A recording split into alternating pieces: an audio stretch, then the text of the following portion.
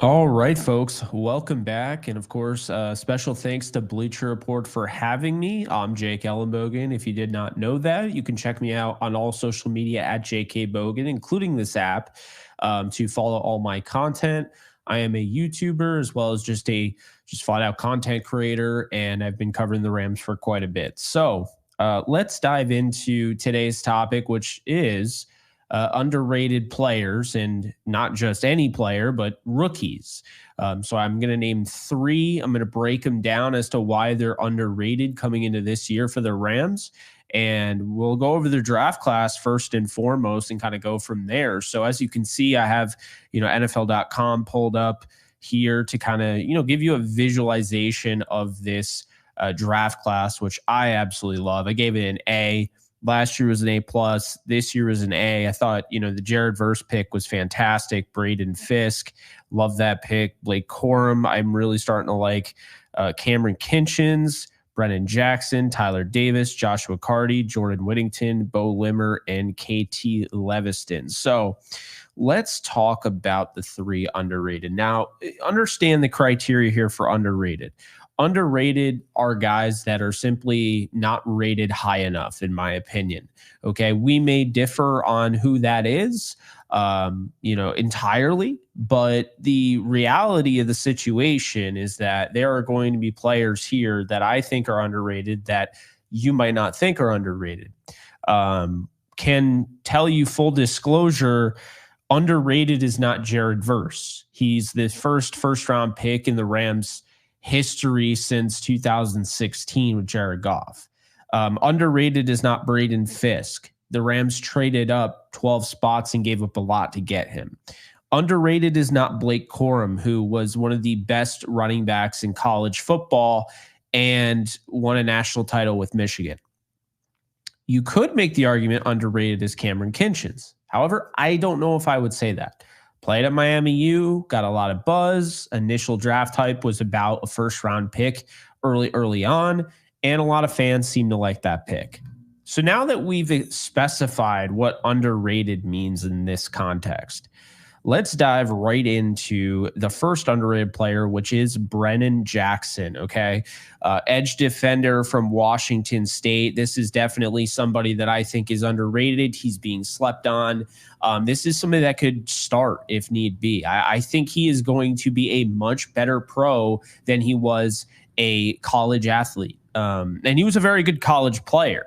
Don't get me wrong, but I think he's going to be a much better pro, and that's what I'm really excited to see. So I think, just looking at it with Brennan Jackson, this is somebody who you get an extremely high motor of. He fits the bill. He fits the culture, essentially. He is a Ram in every meaning. I mean, it's why when they got him, I was very excited because I felt like he was somebody, even just interviewing him, he felt like somebody that they would be interested in. So kind of just talking about, Brennan Jackson and what he brings to the table. This is somebody who had an 88th percentile 40 time. This is somebody that had a 90th percentile 10-yard split. That doesn't tell you the full story, but what it does tell you is that he is very explosive and he's a very good athlete. He had 26 on the bench. He had a 4.34 shuttle time, which was good for 82nd percentile. He was tied for the FBS lead in fumble recoveries with 4 and returned 3 of the 4 for touchdowns in 2023. Alone, 2 of them, let alone, were in the same game. So what are you getting and why is he underrated? Well, the reason he's underrated is because he was drafted here in the 5th round. The Rams did not trade into the 4th round like we kind of expected them to.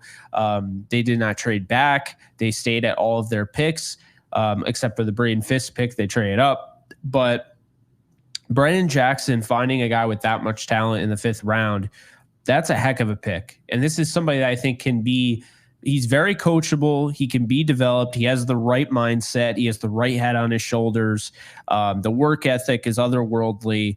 This is somebody that's just infectious, energetic, and he's got legitimate starter upside. So when I think about underrated, I think about guys that could contribute in I won't say primary way. I won't say starter because not everybody is going to be a Kobe Turner or, a Puka Nacua. But he could very well be a key role player here. They have Byron Young. They brought in Jared Verse. Those are their 2 starting edge defenders. But if Brennan Jackson ends up being the third man, the next man up, if you will, I won't be the slightest bit shocked. I think the weaknesses with him, the things that hold him back, the things that caused him to fall to the 5th round, are things that he's going to be able to overcome. Because I think he's just mentally and physically tough. I think he's NFL ready, and I think he fits the culture very well. And when you're that coachable, the sky, I think, is truly the limit, especially when you have the athletic profile that Brennan Jackson has. So the great get off, the play speed, the play strength, all of that, love it. And I think this guy is one of the more underrated Rams that we've seen in quite some time. But I think he's definitely one of the top 3 underrated Rams rookies, because I get it. He's not the first pass rusher that was drafted in this class. Once Jared Verse was drafted, that starting spot was gone. Brennan Jackson doesn't need to start to make an impact for this Rams team. He does not. And so I'm excited to see what we get out of the Washington State Cougar. I think he's going to be really good at the next level. I think there are some people that believe that, but it's not enough for me to say that he is overrated or properly rated. I think he's underrated. I think he was underdrafted. I think he should have gone in the early 4th, maybe even late 3rd, ends up going in the 5th, falls into the Rams' lap. And I think this was the best fit for him. He fits the culture. He fits the coaching staff. He fits the scheme. I'm very excited to see what Brennan Jackson is going to do with the Rams. So we move on to number 2. And the number 2 underrated Rams rookie, and this one was tough because I could say Tyler Davis. I could say Joshua Carty. But I am going to go with Jordan Whittington here at number 2. Whittington, in my mind, and I've made videos on my YouTube channel about him. Even on one of the live streams here on Bleacher Report, I brought him up in a mock draft that we did, and I said I can definitely see him being a Ram. He fits everything that they look for, not only just the cultural aspect of it, but just, a work ethic. A guy that has decent athleticism, overcame, some issues with the injuries, 22 games that he missed in his first 3 seasons. But Jordan Whittington's best football, kind of similar to Brennan Jackson, I believe is in front of him. I don't think it's behind him. I think this is somebody that you look at Texas, and they had guys like Xavier Worthy and Bijan Robinson and Roshan Johnson and Adonai Mitchell and Jatavian Sanders. And they had all these talented guys, Jonathan Brooks. I mean, you could just keep going on. But the point I'm making here, the reason I'm bringing this up is because Texas was loaded.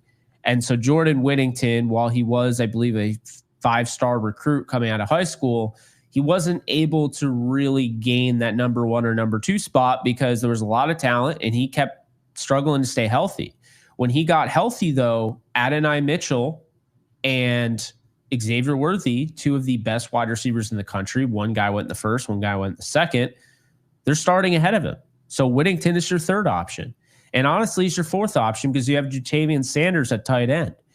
And the year before, you had Bijan Robinson and Roshan Johnson. So you could see what I mean by, okay, Jordan Whittington, underrated, wasn't really utilized as much as maybe he should have been, but maybe he shouldn't have been because of, the guys we're talking about. The thing with Whittington that is going to keep him around for a long time, another guy who's coachable, another guy who is willing to put it all on the line, fantastic blocker, okay? This is a guy that has tenacity. But, he ran a 4.42. He's somebody that has decent athleticism that really isn't talked about. I think he's an underrated athlete because I think over the last couple of years, he was still trying to get back to where he was athletically. And I think he lost that explosion, and we all kind of assumed that it was gone. But I think towards the end of his college career, you started to see that come back. And I think the 4.42 really represents that. So Jordan Whittington's best football is in front of him. And kind of similar to like a Brennan Jackson, he doesn't need to start right away to be a key contributor. We've seen it before with this team. Okay. We mentioned Brennan Jackson earlier. Okay. We've watched this team. No matter where you are drafted, you have a shot. You're undrafted, you have a shot. The starting left tackle, the guy who's protecting Matthew Stafford's blind side, was not drafted. They gave him a lot of money, probably more than any UDFA that they have had in quite some time, because they knew what they had in him. So Alaric Jackson is protecting Matthew Stafford's blind side. The Rams didn't go out and get a tackle early on to replace him. So they have an undrafted rookie free agent who they've developed. They're paying him $4.89 million this year, okay, on a 1-year tendered deal. My point I'm making is that they're not a team that is really like a stickler over draft position. So we talk about Brennan Jackson in the 5th, and we know guys that have, made it in the 5th. Well, we know guys that have made it in the 6th. And Jordan Whittington was the 6th round pick, and he was the 2nd pick in the 6th round. Kind of similar to Puka Nacua, wasn't even the 1st pick in the 5th round last year. He was the 3rd. So, look, is he Puka Nacua? That's not fair. That's not fair at all to say. Puka Nacua had a crazy season, and I think a lot of the problem, a lot of the time, we have this issue, is that we forget Puka Nacua doesn't do anything if Cooper Kupp doesn't get hurt. Okay, let's just be honest here. Van Jefferson is probably still on this team to finish out the season. Okay, Tutu Atwell probably has a bigger role, maybe even DeMarcus Robinson. But Puka Nacua got those reps because Cooper Kupp went down. So I always say this, as nice as it would be to see Jordan Whittington become the next Puka Nacua, you have to also understand what that would entail. That would mean somebody went down with a serious injury. That would mean somebody went down, period. Because there's no way that you're going to have your 6th round wide receiver on a team that, we just talked about them giving these guys chances, but out of the gate, they normally don't get that. You normally see more of a red shirt type of season. Hell, even look at Van Jefferson's rookie year. So the point I'm making here is that you look at Puka Nacua, and he happened because Cooper Kupp got hurt. Then he started to get more and more and more opportunities. We're not expecting that with Jordan Whittington. Jordan Whittington doesn't have to be thrown in the fire. He can learn the right way through Cooper Kupp. He can learn the right way through Puka Nacua. He can become his own receiver, but take bits and pieces of other guys' games. And to be honest with you, those are 2 receivers that you definitely want to be around. So he's in good shape. Then you have the offensive mind in Sean McVay. Then you have an elite wide receivers coach in Eric Yarber, who's probably the best in the business. So when you talk about those things being added together, it's easy to understand why someone might be bullish on the potential of Jordan Whittington being in this offense. I'm not saying that he's a can't-miss talent. I'm not saying he goes to another team and he's instantly going to be a 1,000-yard receiver. I'm saying that he is underrated, that he could have a pretty decent season. And by all means, all he really has to do to have a successful season is make the 53-man roster and be a special teams ace. And he has everything in his toolbox to do that. But then you talk about the offensive ability. And that is where this guy goes from being just a guy to being a potential contributor down the road and being potentially the next Puka Nacua. And when I say the next Puka Nacua, I'm not talking about 1,700 yards or, anything crazy like that. I'm just strictly talking about a guy who was drafted late day 3, pushing through and becoming a starter. And you want to hear something? I think Jordan Whittington has it, where if he is developed properly and he stays healthy, he has enough there, the coachability, the mindset, the work ethic. He has it all there to be a starting receiver in the NFL. It is not out of the realm of possibility. I wouldn't be surprised. We've seen this plenty of times. You can't sleep on these guys. So I first mentioned Brennan Jackson as the underrated guy. Now I just mentioned Jordan Whittington. Those are guys that you need to know. And if you're not talking about them, start saying their name more. They're going to mean a lot in a little bit. So we talked about Whittington. We talked about Jackson. Going to avoid the first 3-round guys because let's be honest here, I don't think anybody's underrated. I really don't believe anyone's underrating them, and I don't think anybody's overrating them. I think they're properly rated. Tyler Davis, I'm going to pass on because I'm just going to pass on him. I think that, Davis is a good player, and I like the pickup, but I think he's just properly rated. Okay. I think this is where he was supposed to go in the draft, and I have no issue with it. Here's an underrated guy. And it's different because I've actually heard so much of Bo Limmer. So much. And I agree. Okay. The guy's great. Crazy athleticism.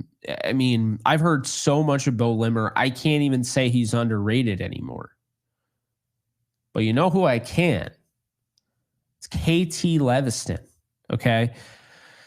So Leviston he's intriguing here because he's actually somebody that I think could start someday. He's got versatility all over the offensive line. He's got good power. He's got good body composition, decent athlete, coachable. I mean, when we talk about Rams, right? We talk about draft picks now. What are Rams? Coachable, guys that, work their ass off, guys that, I don't know. I mean, I would probably say they fit the culture. They're guys that you want carrying. They're guys that you want representing your program off the field. Those are the guys that you send on a mission.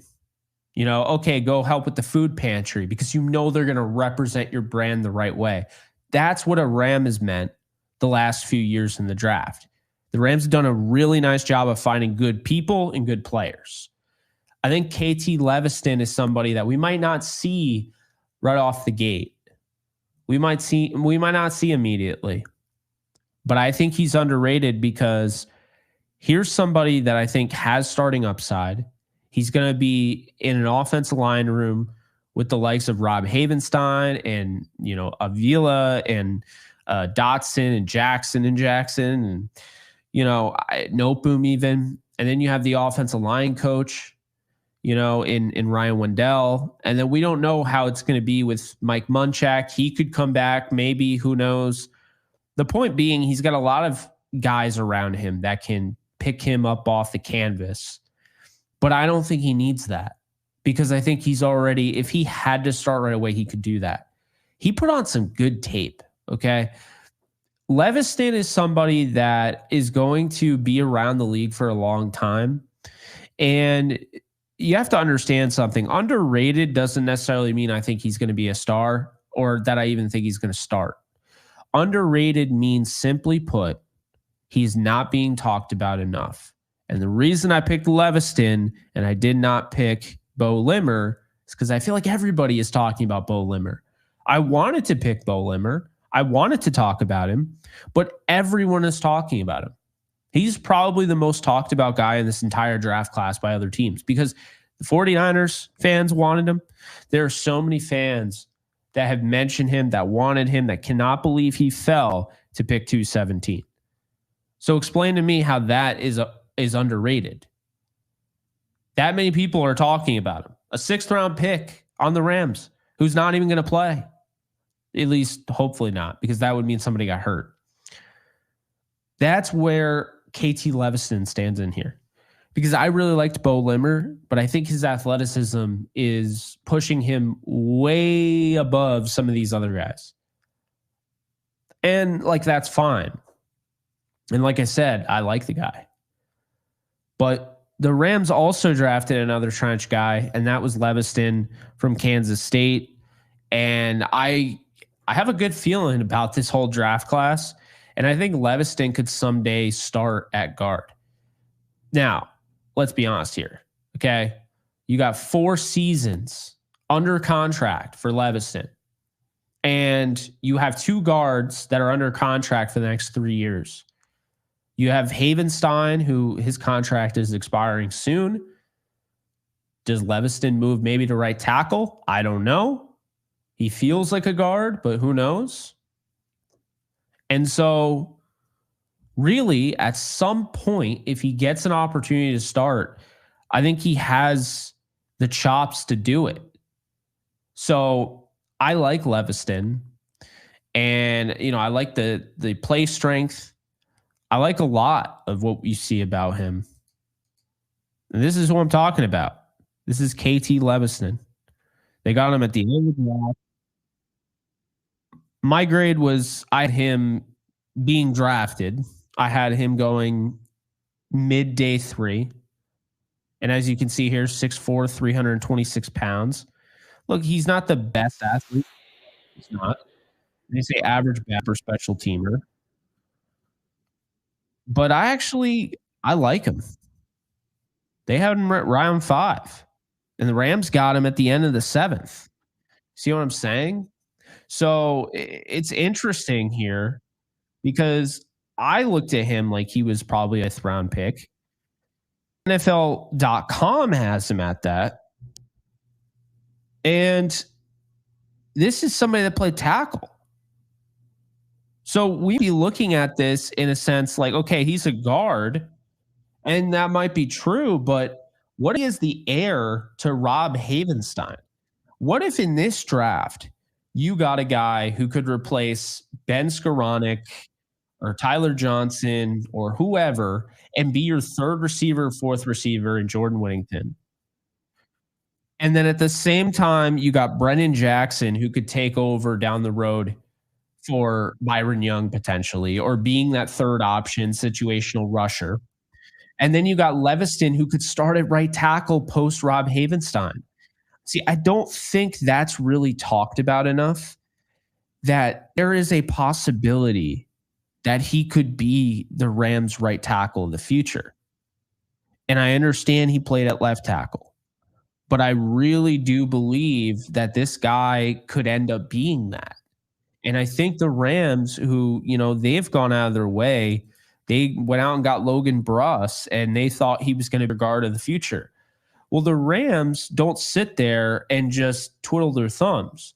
This is our plan. We're going to stick to it. Doesn't work that way. Because guess what? When things don't work out for the Rams, they change things up.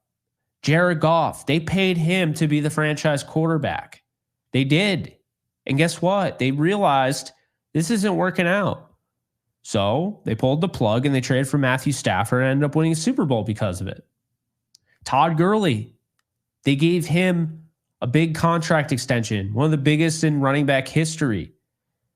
And sadly, he got into some injury issues. And then they decided to cut him. Now, I didn't love it, and I'm sure you didn't love it, but they moved on from him. They cut bait. They didn't sit there and wait for, eventually this to blow up in their face. They did it right then and there. They traded away Brandon Cooks. They traded away Van Jefferson. It's not even necessarily that these guys were doing anything wrong. It's just if these guys don't fit into their plan initially, they can change the plan. Bruss was supposed to be a starting guard. If they had it their way when they drafted him, he would have been the starting right guard of the future. But that did not happen. He suffers a season-ending injury. His whole rookie season, he is spending time rehabbing, not getting any better. The next year, he moves to tackle. Do you see where I'm getting at? Because the point I'm making here is that the Rams will change the game plan. Avila, guard last year, they wanted Shelton back. Coleman Shelton decides to leave. And the Rams are like, all right, we're going to bring in Avila to play center. We're going to move him to center. So the reason I bring that stuff up, guys, is because it's just a reminder that if you think Jordan Whittington is just some, end of the roster camp body, you're wrong. If you think Brennan Jackson is just a guy, you're wrong. And if you think KT Leviston, because he was drafted in the 7th round, he's not going to do anything, you're wrong. Now, I haven't seen him play. We haven't seen him play in general, but I'm saying you're not necessarily wrong as in I've already seen the future and I know you're wrong. You're wrong for believing that way because the Rams have given you no indication to ever view things that way. So, look, the three guys I mentioned, Jackson, Whittington, and Leviston, those are the three underrated Rams rookies. Okay. I know I'm going to have some pushback. If he's anything like Jermaine Illuminor, oh my goodness, the Rams have an absolute steal at the 7th. But the point I'm making is they drafted every single round. They drafted a guy who was draftable. Every single round, you could argue they drafted a guy ahead of his draft value, except for Jared Verse, because he couldn't go higher than a first round. So, but for the most part, they drafted these guys. They didn't really reach on anybody, and they found good value. I mean, Cameron Kinchins, like I mentioned, was mocked in the first round earlier in the draft season. Even earlier in the year in 2024, I saw him mocked in the first round back in January, February. Wasn't that long ago. And then you have Brennan Jackson, who I've seen mocked in the 3rd, and they get him in the 5th. Leviston, I've seen in the 5th. They get him in the 7th. Bo Limmer, I've seen as high as the 3rd and 4th. They get him in the 6th. It's just a reminder, It's a reminder what you're looking at with this team. So the 3 underrated Rams, that's what I have for you guys. Hope you guys enjoyed. Please let me know who your underrated Rams are. Very curious to know that, to find out where you stand on it. I think there's going to be some people that push for Blake Corum. I would totally understand that. Jared Verse, I'd have some pushback. Even Braden Fisk, I could understand because it seems like the media is giving more love to Bo Limmer than Braden Fisk, because Bo Limmer was a steal and Braden Fisk, all anyone's talking about is how much they gave up in the trade. They're not talking about how much the Lions gave up for a project foreign tackle in the 3rd round. But that's that. But yeah, I hope you guys enjoyed. Be sure to follow me on all social media at JK Bogan. Check out my YouTube channel, Jake Ellenbogen, if you haven't already. Be sure to subscribe to that. Constant Rams content. And as always, very special thanks to Bleacher Report for having me. So I'll see you guys soon, and you guys take care. Later, folks.